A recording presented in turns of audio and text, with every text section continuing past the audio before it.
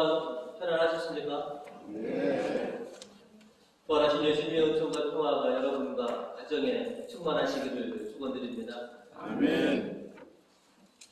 죽음을 이기시고 부활하신 예수님께서 제자들을 찾아다니면서 당신의 부활의 실체를 이렇게 보여주고 계십니다.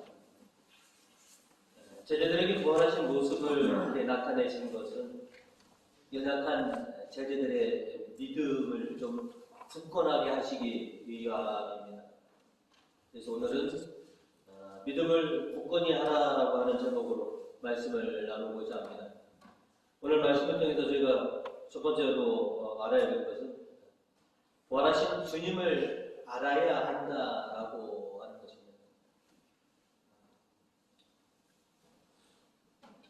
학교에서 세계 4대 성인이라고 전에도 한번 말씀드렸지만 배우게 되는데요. 세계 4대 성인에 예수님의 이름을 이렇게 올려놓고 있는데 예수님과 나머지 세 분의 성인들과는 아주 큰 차이가 있다는 것입니다. 여러분이 아시는 세 분의 성인은 모두 인간으로 오셨고 인간으로 생을 마감하신 반면에 예수님은 그렇지가 않죠. 예수님은 인간이라고 하는 그런 관점도 있으시고 신이라고 하는 이 두 가지 관점을 가지고 계십니다. 성경은 예수님께서 인성도 있으셨고 본성도 가지고 계셨다라고 우리에게 알려주고 있습니다. 그래서 우리가 예수님을 좀 바로 알아야지. 예수님도 4대 성인이니까 다른 분들하고 거의 똑같은 분이시구나 라고 우리가 잘못 알고 있으면 안 된다라고 하는 것이죠. 우리의 믿음이 좀 굳건하게 되려면 또 우리가 구원에 이르게 되려면 예수님을 바로 알아야 하는 것입니다. 예수님은 구원하시는 분이십니다. 예수님 이름 자체에 하나님이 구원해 주신다라고 하는 뜻을 가지고 계십니다. 그렇기 때문에 저와 여러분이 구원을 얻으려면 부활하신 예수님을 바로 알아야 하는 것이죠. 부활하신 예수님께서는 무지한 제자들을 찾아다니시면서 제자들에게 부활의 무지함을 깨우쳐 주십니다. 그리고 이제 예수님을 통해서 자신의 무지함을 벗은 제자들은 또 세상에 나가서 많은 군중들의 무지함을 벗겨주려고 많은 노력을 했습니다. 그 대표적인 사례가 오늘 일독서에서 베드로 사도가 설교하는 그런 내용을 우리에게 들려주고 있습니다. 베드로 사도는 설교하기를 구세주이신 예수님을 십자가에 못 박아 죽게 한 것은 바로 당신들의 무지함 때문입니다. 그래서 그 무지함을 벗어야 합니다. 라고 이렇게 많은 사람들의 그 무지함을 좀 벗겨내려고 사도들은 그렇게 많은 심혈을 기울인 것이죠. 오늘 일독서 17절로 말씀하시기를 그런데 형제 여러분 여러분이 그런 잘못을 저지른 것은 여러분의 지도자들과 똑같이 무지한 탓이었다는 것을 나는 알고 있습니다. 라고 이렇게 베드로 사도가 말씀을 하셨습니다. 옛 백성들은 그들의 무지함을 깨닫고 회개하여서 하나님의 용서와 구원을 받아야만 하는 그런 백성들이었던 것이지.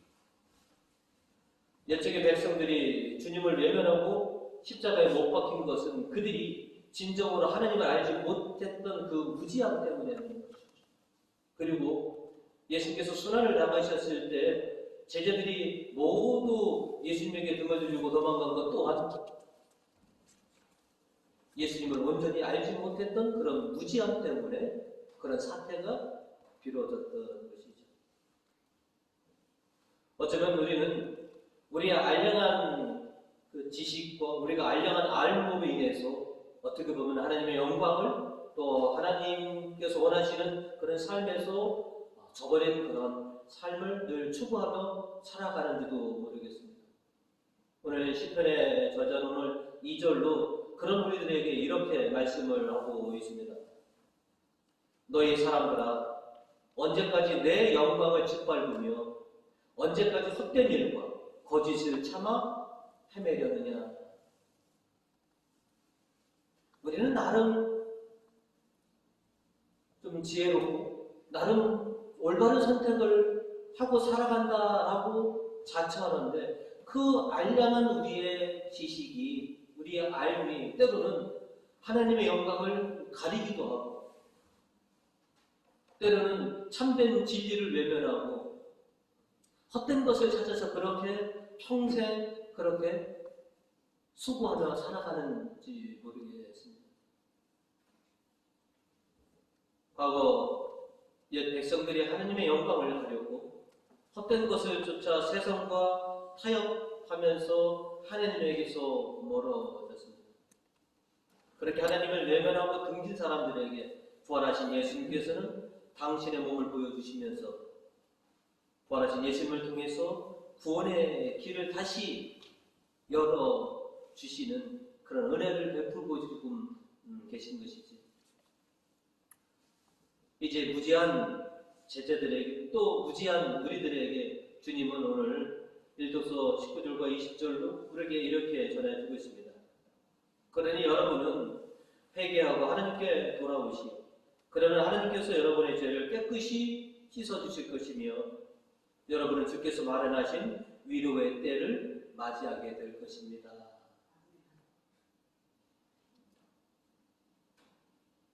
우리가 잘 아는 것처럼 옛 백성 유다인들 나름 성경을 잘 알고 오직 성경대로 살아간다라고 자처했던 사람들입니다. 그러나 그들은 진정 이 땅에 오셨던 메시아를 알아보지 못하고 구세주를 못 박는 그런 참혹한 죄를 저지르고 말았던 것이죠.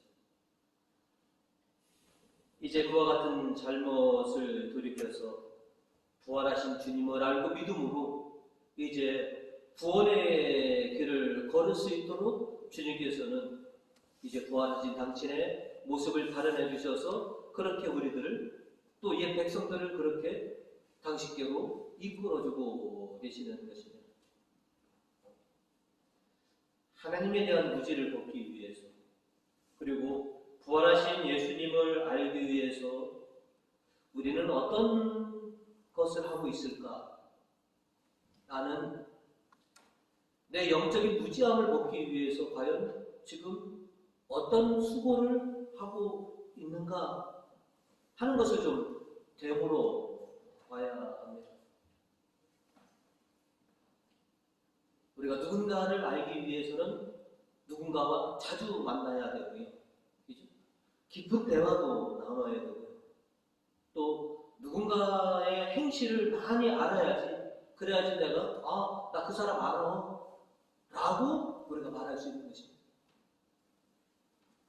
어떤 사람을 잘 알지도 못하고 만나보지도 못하고 대화도 깊게 나누지 못하고서 나 그 사람 잘 알아 라고 말한다면 그 사람은 거짓말을 하는 거라 진리해야 하는 것이죠.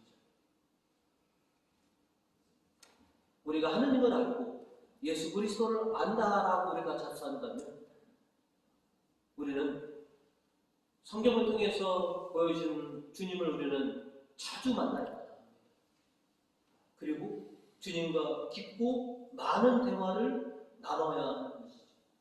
그리고 우리가 하나님과 주님을 알기 위해서는 성령께서 우리를 그분들과 잘 연결시켜 주셔야지만이 우리가 나는 하나님을 압니다, 나는 예수님을 압니다 라고 그렇게 말할 수 있는 것이지. 부활하신 주님을 알기 위해서 우리는 많은 수고와 노력을 기울여야만 합니다.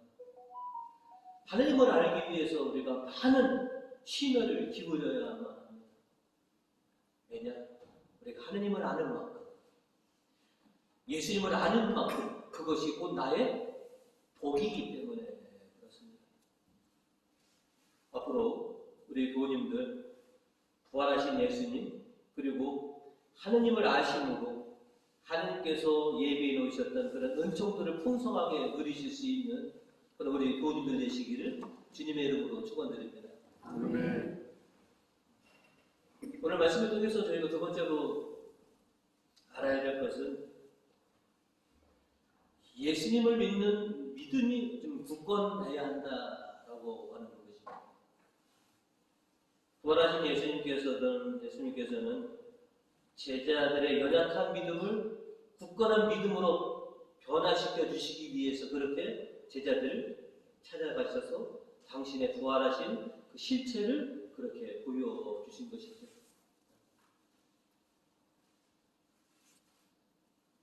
당신의 부활의 실체를 보여주셨음에도 불구하고 예수님께서 부활하셨다고 하는 이 복음을 들었음에도 불구하고 제자들은 늘 불안과 또한 두려움 속에서 늘 지내고 있었던가 봅니다. 그런 제자들이 너무나 안쓰러워서 예수께서는 오늘 복음 38절로 이렇게 얘기하십니다. 예수께서는 그들에게 왜 그렇게 안절부절 못하고 의심을 품느냐.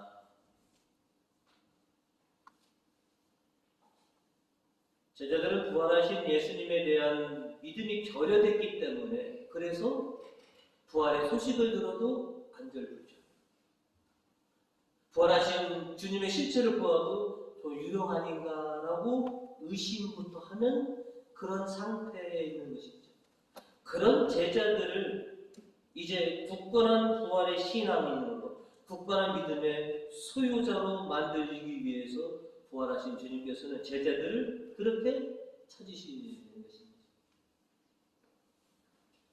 이제 제자들은 부활하신 예수님을 경험하면서 조금씩 굳건한 그런 믿음의 소유자로 변해가는 것이죠.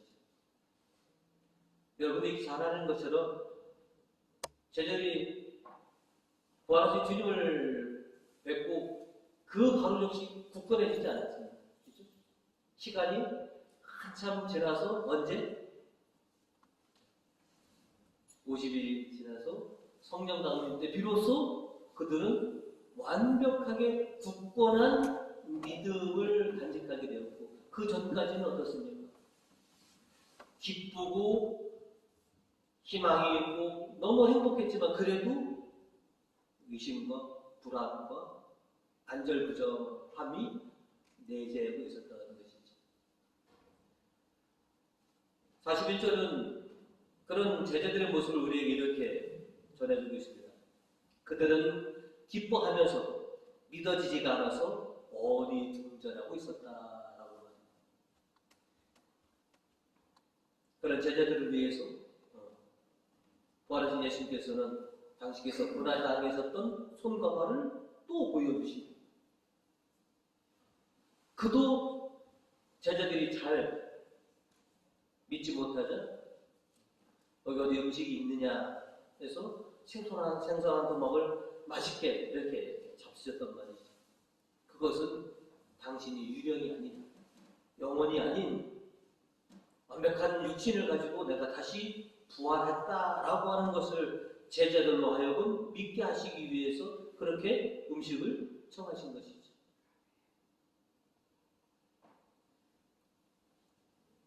예수님은 제자들이 굳건한 믿음의 소유자로 되기 위해서 참 많이 인내하십니다.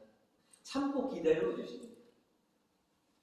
야, 나를 한번 봤으면 믿을 것이지 왜 너희 믿음이 이렇게도 아직도 연약하냐라고 하지 않으시고 마치 어린 아이를 대하듯이 아이가 다 이해하고 받아들일 때까지 그렇게 참고 또 참으시면서 제자들의 믿음을 조금씩 또 더 강하게 그렇게 굳건한 믿음의 소유자가 될 때까지 그렇게 기다려 주시는 것이죠.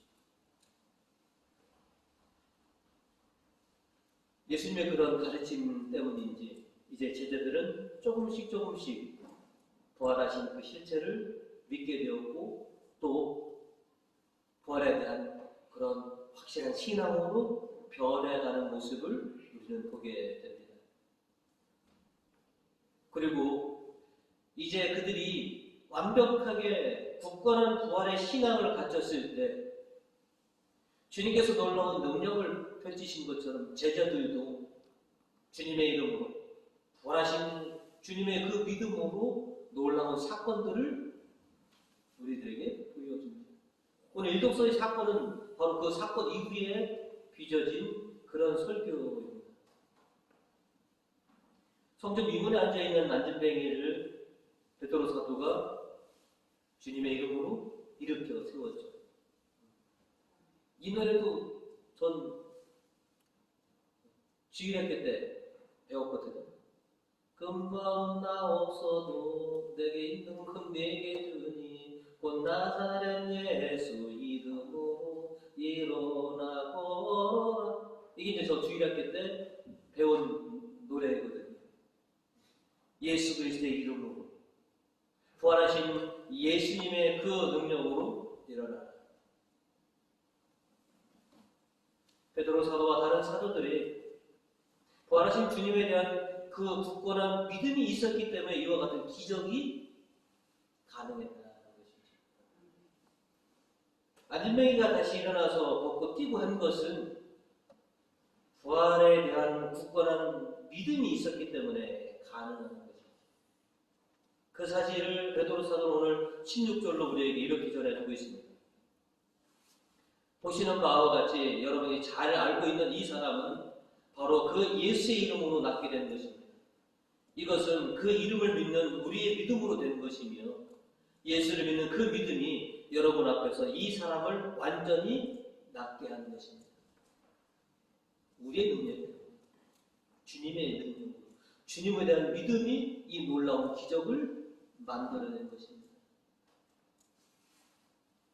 부활하신 예수님께서는 이처럼 제자들이 굳건한 부활의 신앙이 되기를 원하셨고 또 오늘을 살아가는 우리들에게도 주님께서는 우리가 굳건한 믿음의 소유자가 되기를 그렇게 바라시고 계십니다. 시편 5절은 우리에게 이렇게 말하고 있습니다. 재물을 바쳐 죄를 벗어라. 그리고 주님만을 의지하라.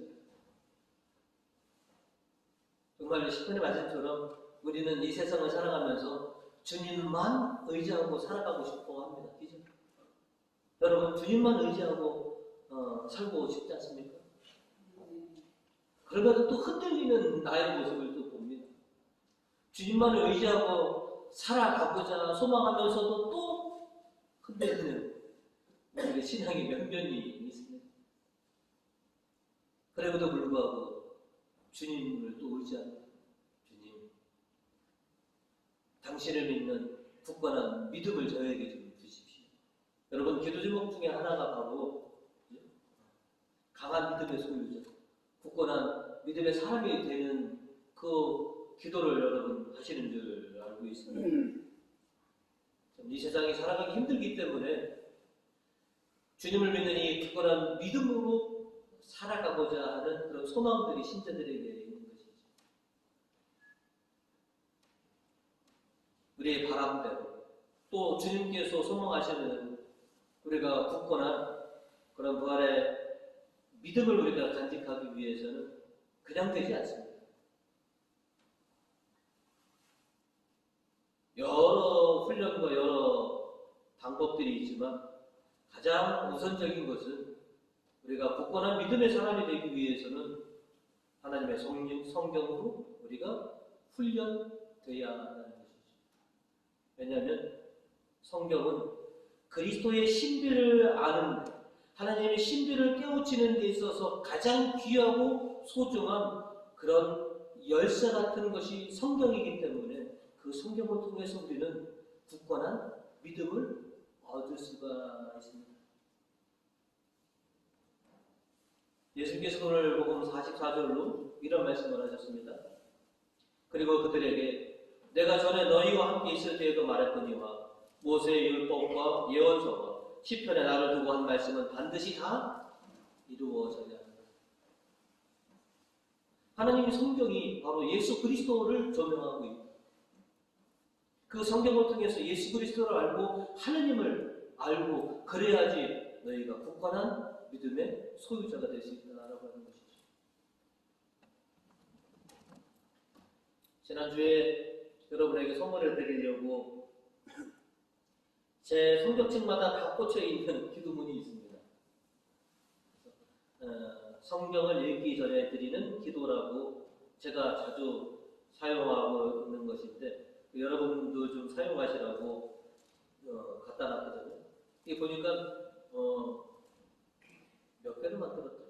100개인가를 제가 사방 커팅해갖고 만들어 놨는데 일부러 광고를 안 했는데도 한 반 정도는 아마 가져가서 여러분이 지금 사용하고 계시는 것 같습니다. 저 뒷자리에 양쪽에 있습니다.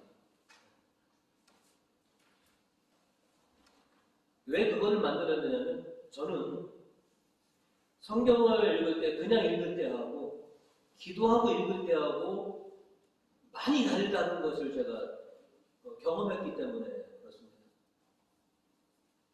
어떤 때는 기도하지 않고 성경을 읽으면 성경의 내용을 또 성경의 핵심을 잡기가 굉장히 좀 오래 걸리고 하는데 근데 기도를 하고 성경을 보면 아주 금방 눈에 그 핵심이 또 제가 아는 깨우침이 금방 오더라는 것이죠.